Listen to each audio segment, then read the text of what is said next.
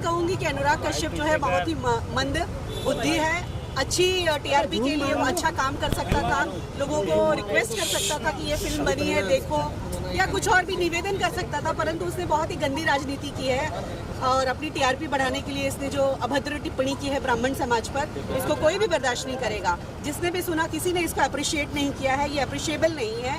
और मैं यही कहूँगी कि इसको तो हमने आज यहाँ पुतले को जूता मारकर छोड़ दिया है, परंतु अगली बार कोई भी इस तरह की हरकत करेगा तो उसके ऑफिस में घुसकर उसका कॉलर पकड़कर उसको जूतों की माला पहनाई जाएगी और बिल्कुल भी बख्शा नहीं जाएगा। और मैं महिला मोर्चा की तरफ से इस चीज़ का ये देती हूँ, प्रॉमिस करती हूँ कि इस तरह की गंदी बयानबाजी करने वालों को समाज में नहीं छोड़ा जाएगा, चाहे वो किसी भी वर्ग का एक्टर हो, डायरेक्टर हो, प्रोड्यूसर हो, अपने घर में होगा, परंतु समाज के साथ और हिंदुत्व के साथ उसका ये खिलवाड़ नहीं चलेगा। लेकिन मुंबई में तो है ही नहीं अभी वो मैम मुंबई में तो है ही नहीं अभी वो, फिर तो मुंबई में कब तक वो बच के रहेगा, कब तक वो अपने परिवार को छोड़कर रहेगा? कभी न कभी तो आएगा। भले उसने माफ़ी मांगी है, परंतु इस तरह से समाज उसको माफ़ नहीं करेगा। उसके ऊपर जो भी धाराएं लगेंगी वो हम लोग चाहेंगे कि पुलिस प्रशासन से और हमारे माननीय मुख्यमंत्री देवेंद्र जी से रिक्वेस्ट का ज्ञापन भी हमने डाला हुआ है कि उसके ऊपर कड़ी से कड़ी कार्रवाई हो। सर आप क्या कहेंगे सर? आप जय श्री राम, जय श्री राम, जय श्री राम, जय श्री राम। देखिए माइक थोड़ा ऊपर उठाओ ना भाई। ये जो बयानबाजी की है ये एक तो उनको करना नहीं चाहिए था, और जिस फिल्म को लेके उन्होंने बयानबाजी की है उस फिल्म से उनका कोई लेना देना है ही नहीं। तो कुल मिला के, क्योंकि हम लोग भी कई देख रहे हैं, कई सालों से अनुराग कश्यप पास काम है नहीं, और बीच में जो है अभी कल एक स्टेटमेंट दिया मनोज मुतस्ती ने, बहुत अच्छा बोला कि ना उनके पास काम है ना उनके पास पैसा है, वो तुच्छ राजनीति कर रहे हैं कि उनको लोग याद करें और उनको बुलाए काम के लिए। जो है ये तो हो गया। जो है अभी अनुराग कश्यप फिलहाल जो है पता लगा मुंबई में नहीं है, तो जल्दी ही कहीं ना कहीं मुलाकात होगी उनसे, और उनका भी हस्त ना वो संजय लीला भंसाली वाला करना है कि जहाँ मिले जूते निकाल के मारना है।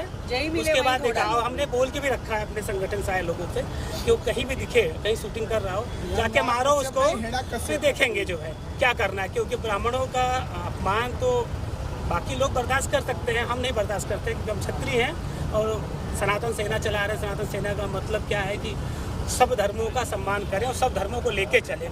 तो और उस सनातन सेना की नींव रखने के लिए जब हमने शुरुआत की तो एक ब्राह्मण ही था जिसने हमें सजेस्ट किया। अब ब्राह्मण का ही अपमान, ये तो बर्दाश्त से बाहर है जो है।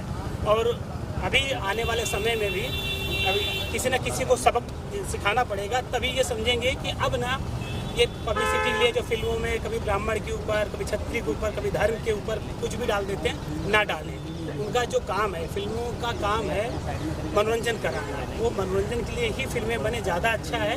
इस तरह की अगर पॉलिटिकल जो जैसे राजनेता करते हैं ना, वो नहीं आए, वो बहुत बुरा होगा जो है इसके लिए जो है। अच्छा, एक विडम्बना ये भी है सर, एक विडम्बना ये भी है कि ब्राह्मण समाज जो है वो चुपचाप सारा कुछ बोल नहीं रहा है, उनको बोलना चाहिए चाहिए। यही तो हमारी विडम्बना है। हिंदुत्व के जो लोग हैं, जो हम हैं, हमारे जो हिंदू धर्म के लोग हैं, जब किसी को तकलीफ होती है ना तो खड़े नहीं होते।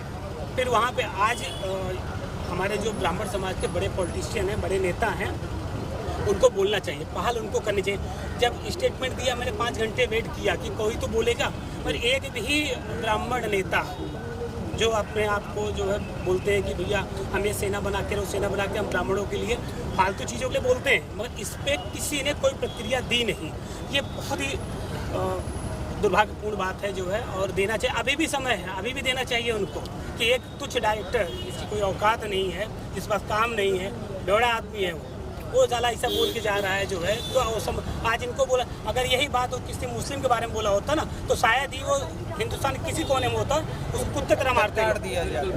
अच्छा, एक हमारे देश के महाराष्ट्र के मुख्यमंत्री भी ब्राह्मण ही है, कुछ अपील करेंगे उनसे? मैंने अभी आपको बोला ना, ये दुर्भाग्यपूर्ण बात है हमारे लिए, जो हमारे हिंदुत्व के लिए, कि हमारे ये शीर्ष नेता वो कर ही सकते हैं। अभी उनके पास तो राजनीति के लिए अभी मुद्दे हैं ना, 2 आदमी हमारे पास ऐसे हैं, एक राज ठाकरे, एक देवेंद्र फडणवीस, कभी हिंदुत्व कभी इसके उसके लिए। और आजकल तो मराठी और हिंदी पे लगे पड़े हैं, उससे फुर्सत मिलेगी तो बात करेंगे इस पर कि कोई आपको जलील कर रहा है। एक इंडस्ट्री का गया गिरा डायरेक्टर जो आपको जलील कर रहा है, आपके पूरे समाज को बेइज्जत कर रहा है, ऐसा शब्द बोल रहा है, वो शब्द अगर किसी दूसरे समाज के लिए बोलता ना तो वो उसका असर क्या होता समझ में आता, मगर बोल ही नहीं रहा है। कुछ बोलना चाहिए, देवेंद्र जी को बोले, देवेंद्र जी को इस पर जो है एक्शन लेना चाहिए। जो बिल्कुल सर। देवेंद्र फडणवीस जी नहीं बोले, लेकिन हिंदुत्व के लिए राजनीति छोड़े थे एकनाथ शिंदे जी, उनके भी तरफ से एक्शन नहीं देखने मिल रहा है। अभी मैंने बोला आपको ना, दुर्भाग्यपूर्ण बात है ये कि हिंदुत्व के लिए राजनीति में आए थे, राजनीति में आने के बाद लोग हिंदुत्व भूल जाते हैं। आप इसको आप गौर से सोचिएगा, वो भूल जाते हैं हमेशा। जब अभी हम बात करें, हमें भी नेता बनना है ना, तो मैं हिंदुत्व की बात करूँ, जिस दिन नेता बन जाऊँगा तो हिंदुत्व साइड में रख दूँगा। तो ये गलत है। आप उनका वो अच्छे इंसान है, उन्होंने बहुत मुद्दों पे उन्होंने अच्छा निर्णय लिया है, उनको इस पे भी लेना चाहिए और लेंगे जो है। इतना विश्वास है हमें जो है, क्योंकि सरकार ही हिंदुत्व की चल रही है, हर जगह हिंदुत्व का परचम लहरा रहा है, तो उनको इस पे करना चाहिए। अगला कदम क्या होगा आपका? अगर अगला कदम क्या है, हमने माफी मांग चुके हो, हमने आज प्रदर्शन माफी मांग ली। देखिए, आप एक बात बताइए मुझे, कोई 2 थप्पड़ आपको मार दे, उसके बाद जो 1 घंटे बाद बोले मुझे भैया माफ़ कर दो, जो है ये होता है क्या? तुमने पूरे ब्राह्मण समाज को ऐसे शब्दों से जलील कर दिया और उसके बाद बोल रहे हो माफ़ी मांगो, ये होता है क्या? आप मुझे बताइए जो है, तो ये गलत है। तो अच्छा, इस पर अगर एक्शन नहीं हुआ, अगर इस पर एक्शन नहीं हुआ तो हर तीसरा व्यक्ति आके यही बोलेगा, आपको गाली देगा, आपको मारेगा, बाद में माफ़ी मांग लेगा, तो आप माफ़ करते रहोगे? ये तो आप तो जलील कर दिया उसने, पूरे ब्राह्मण समाज को जलील कर दिया। ब्राह्मण समाज को तो बोलना चाहिए ना। आपने वो स्टेटमेंट देखा होगा, उसने जो पोस्ट किया, क्या लिखा है उसने? कोई लिखता है क्या? आपको अगर ऐसा समय अभी बोल दूं तो आप मुझसे मारपीट करने लगोगे, गलत है ना। ये चीज़ें थोड़ा चाहिए, सरकार को इस पर एक्शन लेना चाहिए कि कोई भी सोशल मीडिया में इस तरह के स्टेटमेंट नहीं आने चाहिए जिससे माहौल ख़राब हो देश का, समाज में गलत मैसेज जाए, ऐसा नहीं होना चाहिए। और ये ध्यान देना हमारा भी, हम समाज में बैठे, हमें भी सोचना चाहिए, हमें भी किसी धर्म, किसी समुदाय, किसी व्यक्ति विशेष के बारे में कोई भी टिप्पणी करने के पहले हमें सोचना चाहिए कि टिप्पणी करें कि या न करें। जिस तरह आपने सरकार को ज्ञापन दिया, तो सरकार ने क्या आश्वासन दिया, क्या कुछ कहा? देखिए, सरकार को हमने ज्ञापन किया, हमने सोशल मीडिया के थ्रू सरकार को बोला सरकार इस पे एक्शन ले, सरकार इस पे एक्शन ले। और इस तरह की जो, क्योंकि बार बार फिल्म इंडस्ट्री की तरफ से ही इस तरह की बातें आ रही हैं। अच्छा, फिल्म इंडस्ट्री को देख के ही जो समाज में कुछ ऐसे नेता हैं, ये हैं, उनको भी समझ में आ गया पब्लिसिटी चाहिए, कुछ भी बोल दो समाज के बारे में, किसी व्यक्ति के बारे में बोल दो, पूरा देश का माहौल खराब हो। अभी फिलहाल राणा सांगा के ऊपर जो है सपा सांसद ने बोल दिया था, उसका नतीजा हुआ कि महीनों डिस्टर्ब रहा आगरा। पर्यटन क्षेत्र है, वो लोग आते विदेशों से आते हैं, मगर एक व्यक्ति के बोलने की वजह से पूरा 1 महीने तक पूरा जो है आगरा डिस्टर्ब रहा। तो बोलना ही क्यों जब आपको। अच्छा, दूसरी बात है कि जो चले गए, जो हमारे पूर्वज जो चले गए, जो है हमारी आस्था है उनके प्रति, हमारी श्रद्धा है, मगर हमें उनके बारे में बात क्यों करनी चाहिए? बिल्कुल। हमें आज अपने फ्यूचर, अपने देश के बारे में बात करें, देश किस लेवल पे जाए, कहाँ तरक्की जाए। हमें जानबूझ के उकसाया जाता है, आपके किसी संत महात्मा या किसी महापुरुष के बारे में जानबूझ के बोला जाता है और उसका समुदाय से जोड़ के बोला जाता है। क्षत्रिय समुदाय, ब्राह्मण समुदाय, यादव समुदाय या जो दलित समुदाय की आप भिड़ो, आपस में झगड़े करो, तो उससे हमारा एक ही है कि मैसेज जाना चाहिए कि हमें बहुत सोच समझ के किसी बारे में बोलना चाहिए और हमें सोच समझ के प्रदर्शन भी करना चाहिए। ऐसा नहीं कि कोई बोल दिया मुड़ के चले आए, तो नुकसान हमारा ही है।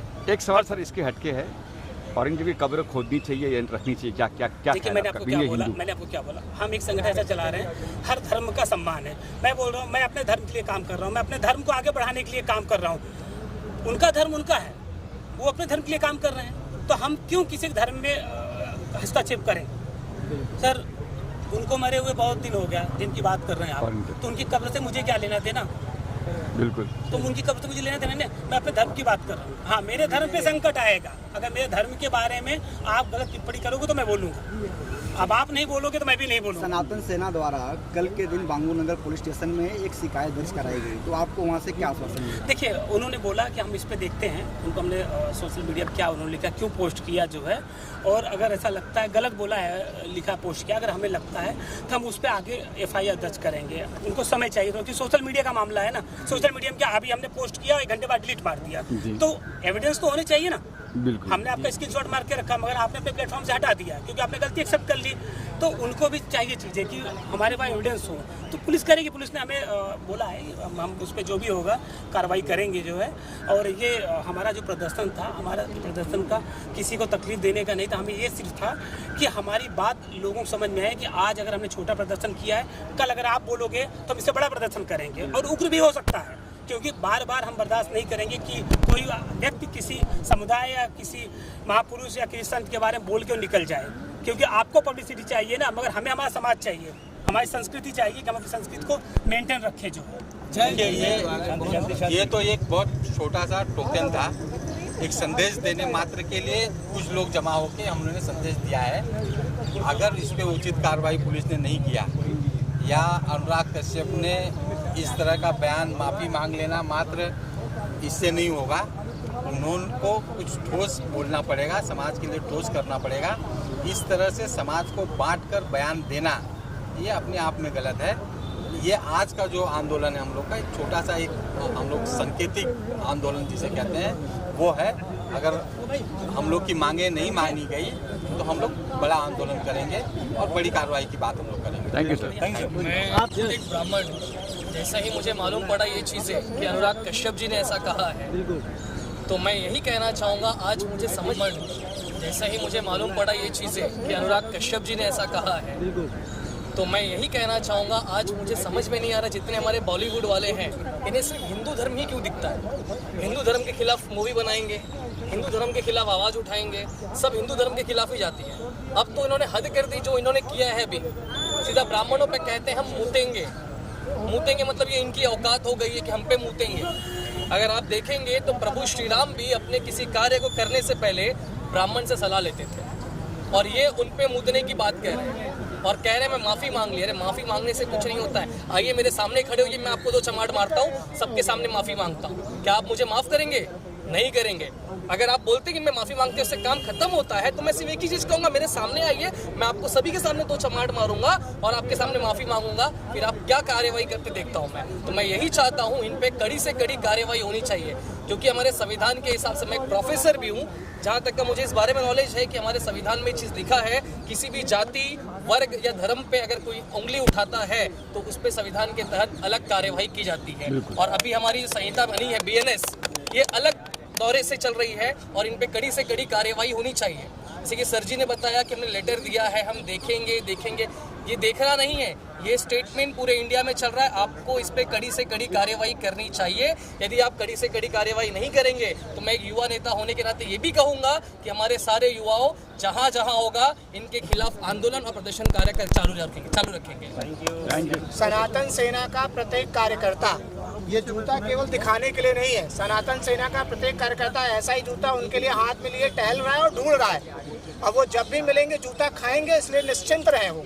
और ये सभी के लिए मैसेज है कि जो ये जितने बड़बोले आए दिन पैदा हो रहे हैं सोशल मीडिया पे, ये ऑनलाइन जो है ज्ञान करेंगे और उनको ऑफलाइन जूता पड़ेगा। ये सीधा मैसेज है। तुम ऑनलाइन बकचोदी करोगे, ऑनलाइन ज्ञान करोगे और तुम्हें जूता ऑफलाइन मिलेगा। इसलिए बहुत ध्यान से इस बात को सीधा मैसेज मिल चुका है। समझ लीजिए। सेना ने ये सांकेतिक प्रदर्शन किया हुआ है अनुराग कश्यप को बताने के लिए कि सुधर जाओ, मौका है। अगर अनुराग कश्यप आकर माफी नहीं मांगते हैं, मंदिरों में जाकर ब्राह्मण समाज के सामने सम्मुख होकर, तो सनातन सेना इस प्रदर्शन को बढ़िया से करेगी और उनका जो मानसिक स्थिति खराब चल रही है उसका इलाज करने का काम पूरी सनातन सेना करेगी। मैं बुंदेलखंड के सभी ब्राह्मणों से निवेदन करूंगा और खासतौर से उन ब्राह्मणों से जो अनुराग कश्यप की टीम में मेरे लाइटमैन वर्कर्स जो काम कर रहे हैं, इस कुत्ते को जहां मिलना है, जहां ये दिखे ना, इसको एक बार सबक जरूर सिखाना कि ब्राह्मण होता क्या है, ब्राह्मण करता कैसे है। इसको बाबा परशुराम के बच्चों की ताकत अभी पता नहीं है। अभी ये जूता जो पहनाया गया है, बहुत जल्दी दिखाएंगे। अभी ये जूता जो पहनाया गया ये संकेत है, कल ये जूता उनके मुंह पर भी पड़ सकता है अगर वो सुधरेंगे नहीं तो। देखिए, सनातन सेना के द्वारा जो ये कार्यक्रम किया गया है, ये मेरे हिसाब से मुझे लगता है कि ये देश के लिए बहुत बड़ा योगदान है, क्योंकि जो भाषा का उन्होंने उपयोग किया है वो केवल अपनी पब्लिसिटी के लिए नहीं किया है, वो एक तरीके से समाज में वैमनस्यता पैदा करके समाज के माहौल को खराब करने का काम किया है। तो हम तो सुरजीत सिंह जी को बहुत बहुत धन्यवाद देंगे, क्योंकि आज हमारे देश के अंदर इस तरह की शक्तियाँ हमारे देश की शांति को, हमारी देश की एकता को तोड़ने में लगे हुए हैं, क्योंकि उनको मालूम है कि जब से आदरणीय प्रधानमंत्री मोदी जी ने देश का नेतृत्व किया है 2014 से, समाज के बीच में जो खाई थी उसको पाटा है और आज देश 2047 में विकसित राष्ट्र के लिए अग्रसर है।